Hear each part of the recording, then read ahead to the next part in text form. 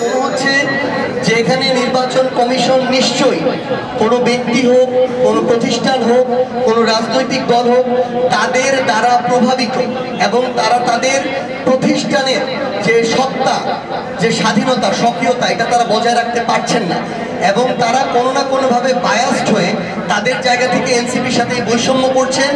অভ্যুত্থান পরবর্তী বাংলাদেশে এনসিপি এই বৈষম্য মেনে নিবে না। আপনাদের সবাইকে অনেক তাদেরকে যুক্ত করতে হবে। আমরা দেখবো যে শাপলা পেতে একটা রাজনৈতিক দলের কোনো আইনগত বাধা আছে কিনা। আমরা সকল স্তরে আইন নিয়ে যারা পড়ান, আইন প্রণয়ন করেন, আইন নিয়ে গবেষণা করেন, মতামত দেন, আমরা তাদের সাথে কথা বলেছি। শাপলা পেতে কোনো আইনগত বাধা নেই।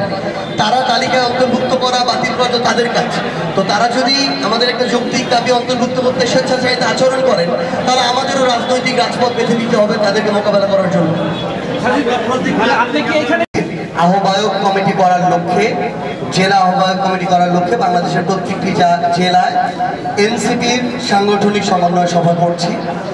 আমরা মনে করি যে আগামী বাংলাদেশে এনসিপি শক্তিশালী রাজনৈতিক হিসেবে দাঁড়ানোর জন্য এনসিপির জেলা থেকে শুরু করে প্রত্যেকটি ওয়ার্ডে শক্তিশালী সাংগঠনিক একটি আহ্বায়ক কমিটি থাকা প্রয়োজন। পাশাপাশি এনসিপির যে অন্যান্য সহযোগী এবং অঙ্গ সংগঠনগুলো আছে, জাতীয় যুব শক্তি, জাতীয় ছাত্র শক্তি সহ অন্যান্য যত সংগঠন আছে, আমরা মনে করি সেগুলোরও একটি শক্তিশালী সাংগঠনিক ভিত্তি প্রয়োজন।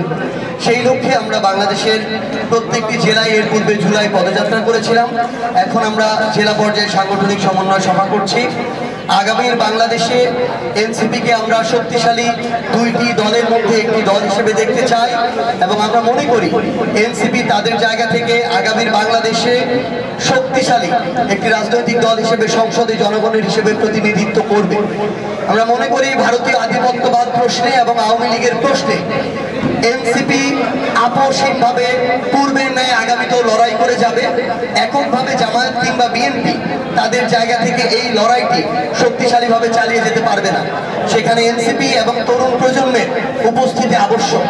আমরা মনে করি দুর্নীতি বিরোধী আগামীর বাংলাদেশের যে জন আকাঙ্ক্ষা এবং লড়াই, সেই লড়াইও সংসদে এই তরুণ প্রজন্মের এবং এনসিপির প্রতিনিধিত্ব আবশ্যক। সেই লক্ষ্যে আমরা আমাদের সাংগঠনিক ভিত্তি শক্তিশালী করতে প্রত্যেকটি জেলায় সাংগঠনিক সমন্বয় সভা করছি।